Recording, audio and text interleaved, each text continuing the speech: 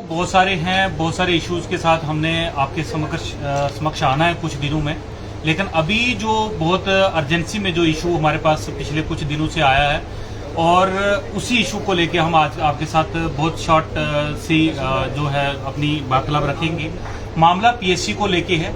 Public service commission ने एक अभी नोटिफिकेशन निकाली है 2018 के बाद, 5 साल के बाद इन्होंने सिविल जज की पोस्टें जो थी उसकी एडवर्टीजमेंट निकाली है, जिसको एडवर्टीजमेंट निकालने के बाद बहुत शॉर्ट टाइम, मतलब ये 8 अगस्त को ये निकालते हैं इस नोटिफिकेशन को, और जो है इसका 28 अगस्त को इसकी नोटिफिकेशन आती है और इसका जो एग्जाम है वो 8 तारीख को, आने वाली 8 अक्टूबर को इन्होंने एग्जाम रखा है।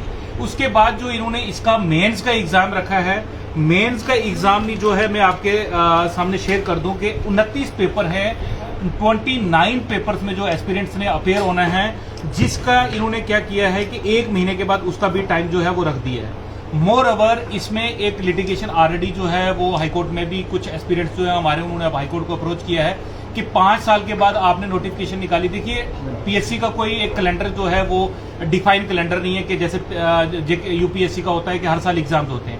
आप एक बार नोटिफिकेशन निकालते हो, 7 साल आप सोए रहते हो, आपको पता ही नहीं है। मोर ओवर इसमें सबसे बड़ा लैकूना जो है, पीएससी ने क्या किया है, अपनी ये नोटिफिकेशन निकालने के 10 दिन के बाद अपना रिवाइज सिलेबस दिया है कि हमने ये सिलेबस से आपसे एग्जाम लेना है।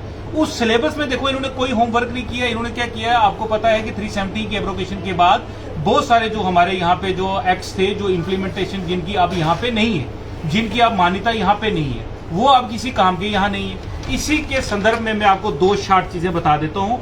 यहाँ पे था हमारे पास Jammu and Kashmir financial code जो था वो अब रिवोक हो चुका है, इन्होंने वो डाल दिया है सिलेबस में, और यहाँ अब चलता है जनरल फाइनेंशियल रूल्स जो पूरे ऑल ओवर इंडिया में एप्लीकेबल है। दूसरी बात जो है, कमर्शियल एंड रेजिडेंशियल एक्ट जो है, जो एब्रोगेशन के बाद कमर्शियल और रेजिडेंशियल एक्ट जो ऑल ओवर इंडिया में चलता था वही हमारे पे भी लागू हो गया, लेकिन उसको हमारे हाईकोर्ट ने एक मैटर में स्टे किया हुआ है और इन्होंने वही होमवर्क किया नहीं। अब जब वो हाईकोर्ट में स्टे हो गया तो हमारा जो पहला था shops and rent control act जो था वो एप्लीकेबल पहले वाला ही चल रहा है। तो बहुत सारे मामलों को लेके जो हमारे पहले के एक्ट थे वो इंप्लीमेंटेड है और कुछ जो है अभी रिवोक हो गए हैं, तो सेंटर के एप्लीकेबल है।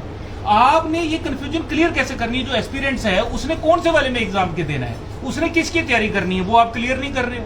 बहुत मैं शॉर्ट लफ्जों में अगर आपके साथ बयान करूं तो इन्होंने अपना होमवर्क किए बिना ही ये निकाला है। मोर ओवर जो पब्लिक सर्विस कमीशन ने अपने लैंडलाइन नंबर्स, अपने कॉन्टैक्ट नंबर इन्होंने शेयर किए हुए हैं, ये कोई भी कॉन्टैक्ट नंबर पे किसी पे भी ये कॉल उठाते नहीं, किसी से कोई बात नहीं करते।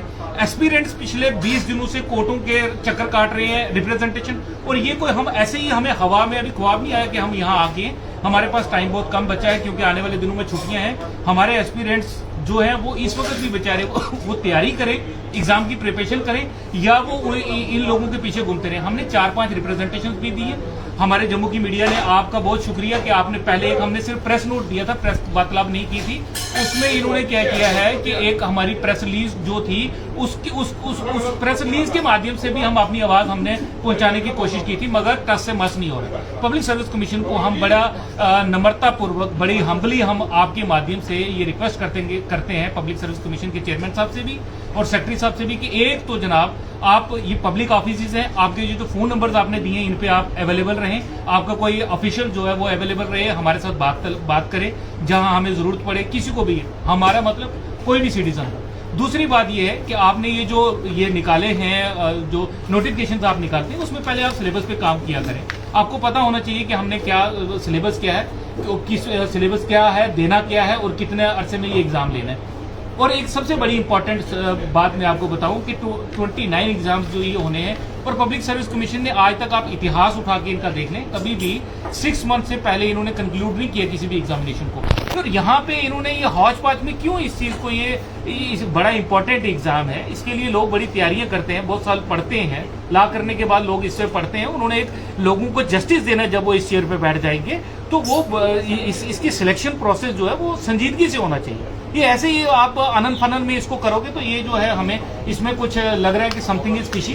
अगर पब्लिक सर्विस कमीशन आपने इस पे ये जो डेफर करे, इसको जो एग्जाम का इन्होंने टाइम दिया वो शार्ट टाइम है, इसको ये डेफर करे और इस सिलेबस के ऊपर भी ये दोबारा से एक दफा जो है संजीदगी के साथ उस पर अपना ध्यान लाएं और उसमें अगर चेंजिंग्स की जरूरत है तो चेंजिंग करें। जरूरत है, बिल्कुल है, क्लियर करें हमारे एस्पिरेंट्स को कि हमने पढ़ना क्या है, हमने कौन से पेपर में कैसे अपेयर होना है। इन्हीं बातों के साथ आज की पत्रकार वार्ता को हम यहाँ खत्म करते हैं।